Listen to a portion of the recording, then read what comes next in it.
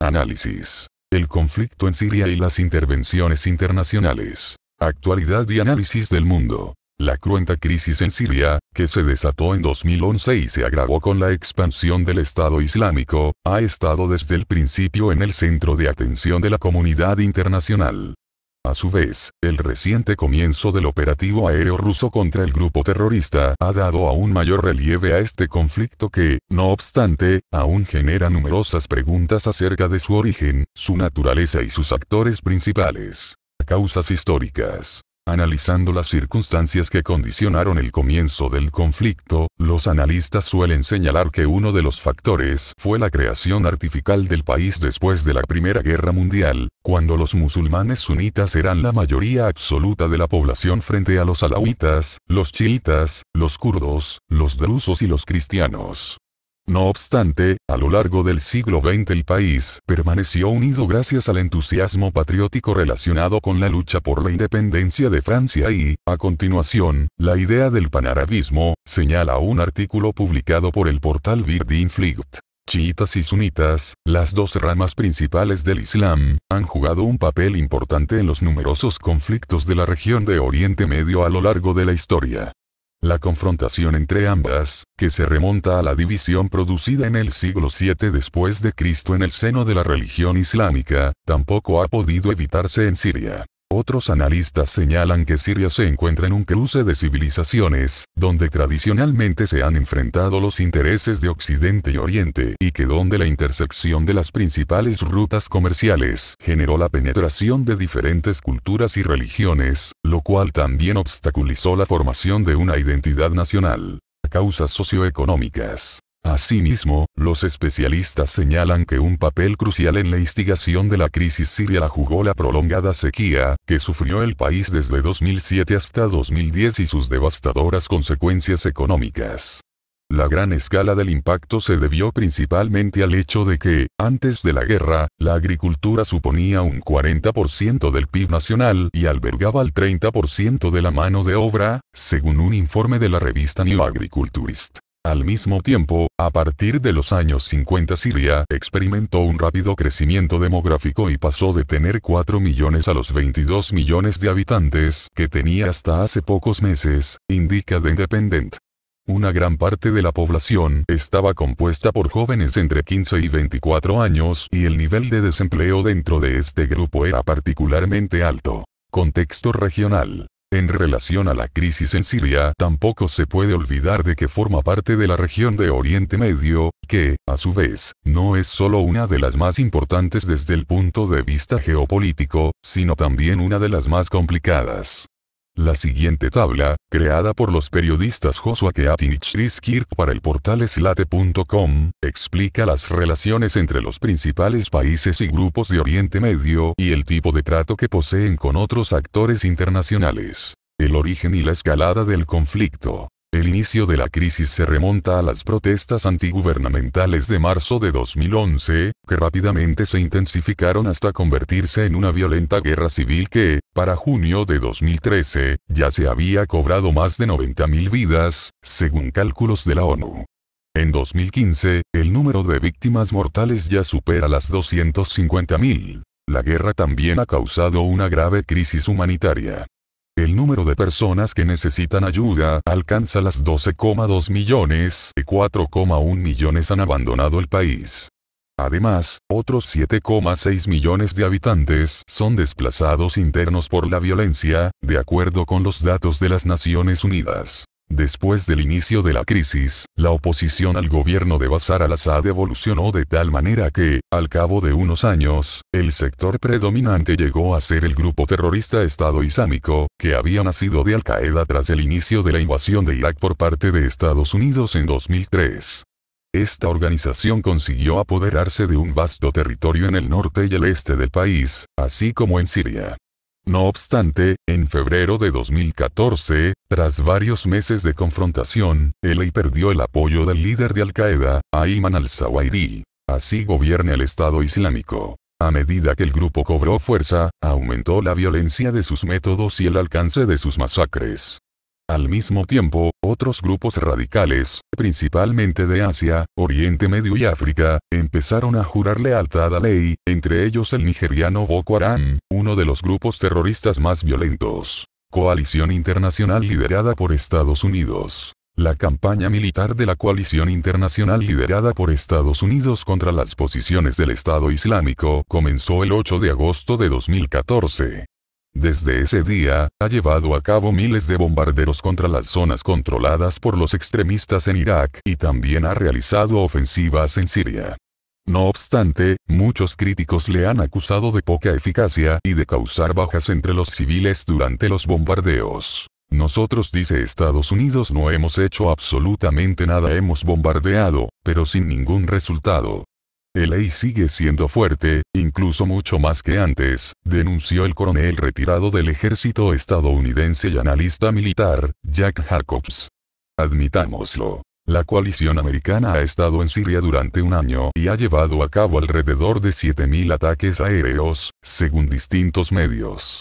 Sin embargo, el EI sigue allí y tomó la antigua ciudad de Palmira, protegida por UNESCO, así que este esfuerzo no es eficaz, aseguró el representante de Rusia en la ONU, Vitaly Churkin. Operativo ruso en Siria. Moscú reiteró en numerosas ocasiones que seguirá suministrando equipamiento militar a Siria para ayudarle a afrontar la amenaza terrorista.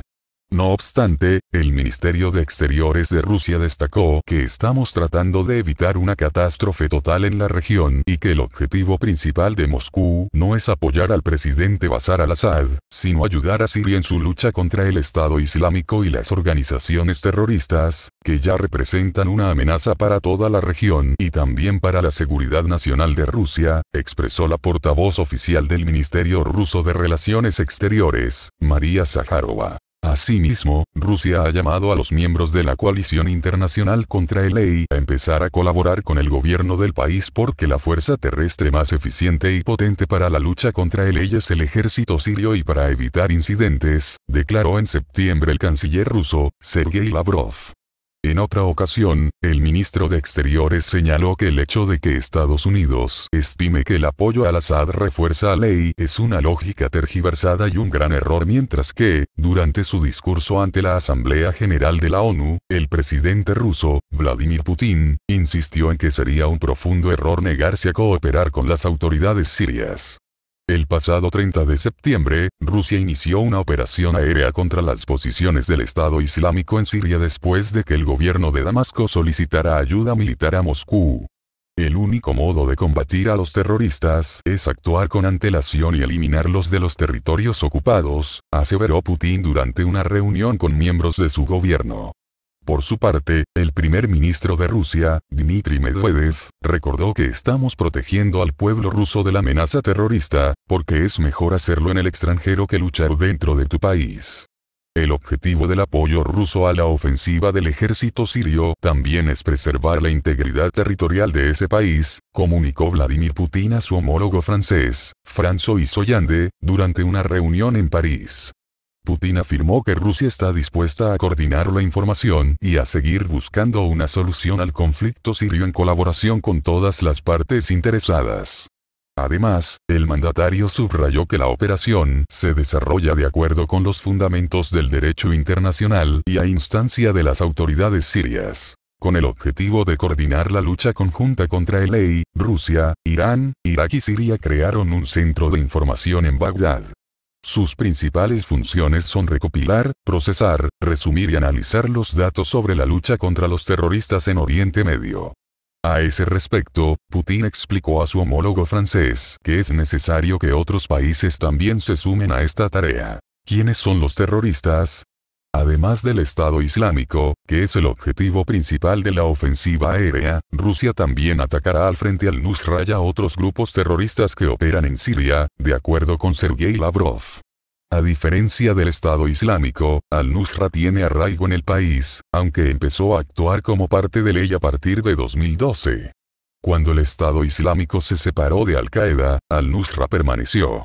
Por otro lado, Lavrov resaltó que Rusia no considera que el Ejército Libre de Siria, ELS, opositor al presidente Bashar al-Assad, sea una organización terrorista, sino que es parte del proceso político en Siria. ¿Qué objetivos militares tienen los ataques rusos?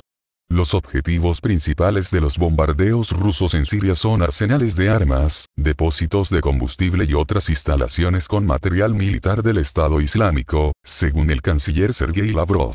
Aunque tras el inicio del operativo algunos medios estadounidenses se apresuraron a difundir que en los ataques perdieron la vida varios civiles, el presidente ruso desmintió estas acusaciones, debido a que esas informaciones aparecieron en los medios incluso antes de que los aviones rusos despegaran.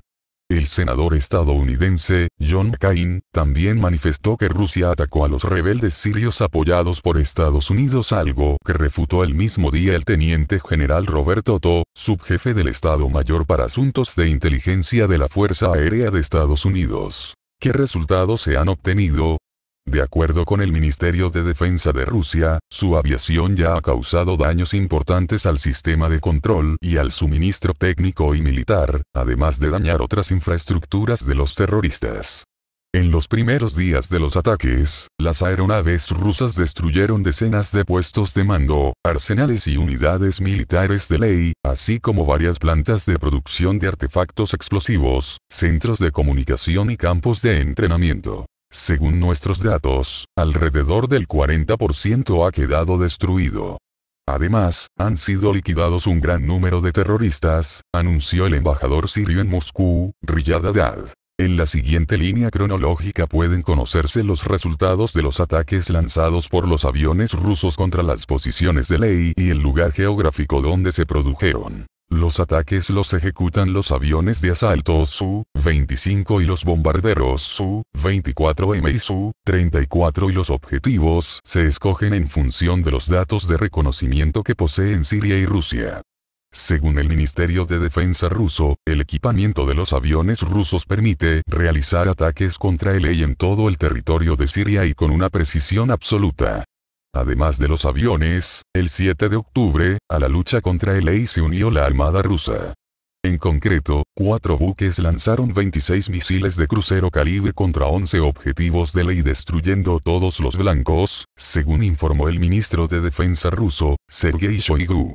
Se trata de la primera vez en la historia de la Armada rusa que se han utilizado en condiciones de combate los misiles marítimos de crucero calibre, similares a los Tomahawk estadounidenses, pero más sofisticados. Los calibre lanzados desde buques de superficie tienen capacidad para atacar barcos, submarinos y objetivos en tierra.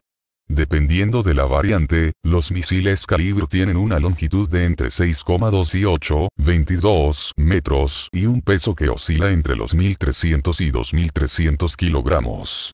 Su diámetro es de 0,533 metros. Al mismo tiempo, Rusia reitera que no prevé realizar ninguna operación terrestre en Siria. A su vez, la portavoz oficial del Ministerio de Exteriores ruso, María Zaharova, reveló en una rueda de prensa que el secreto del éxito del operativo ruso en Siria consiste en que la campaña rusa se realiza a petición del gobierno sirio y en que Rusia acuerda sus acciones con el ejército de Siria, que se enfrenta a él sobre el terreno. ¿De qué lado está Estados Unidos? Rusia y la coalición internacional contra el no podrán resolver el problema sin apoyo mutuo, aseguró el ministro de Defensa de Rusia, Sergei Shoigu, tras su encuentro con su presidente, Vladimir Putin. A su vez, el ministro solicitó a los países extranjeros, que dicen conocer la situación en Siria mejor que nosotros, que proporcionen a Rusia la información sobre los objetivos terroristas para que sus fuerzas aéreas los puedan atacar. Sin embargo, portavoces del Estado Mayor ruso denunciaron que no han obtenido respuesta a esta petición. Por su parte, el secretario de Defensa de Estados Unidos Ashton Carter, anunció que Washington no cooperará con Rusia en la lucha contra el ISIS y Moscú sigue apoyando a las fuerzas del presidente de Siria, Bashar al-Assad. A su vez, el portavoz del Ministerio de Defensa de Rusia, el mayor general Igor Konasenkov, insistió en que Rusia no está lanzando sus ataques contra el Estado Islámico con el fin de apoyar a un régimen político, sino para luchar contra el terrorismo internacional. Konasenkov también indicó que quizás Estados Unidos se niega a proporcionarnos la información que posee sobre las posibles posiciones del Estado Islámico porque no considera que sea una organización terrorista. Al respecto, el vicecanciller de Rusia, Sergei Ryabkov, declaró que la decisión de Washington genera la pregunta si confirma lo que ya sabíamos, que Estados Unidos persigue objetivos que poco tienen que ver con asegurar las condiciones para desarrollar un proceso político y establecer la reconciliación nacional en Siria. Actualidad del mundo.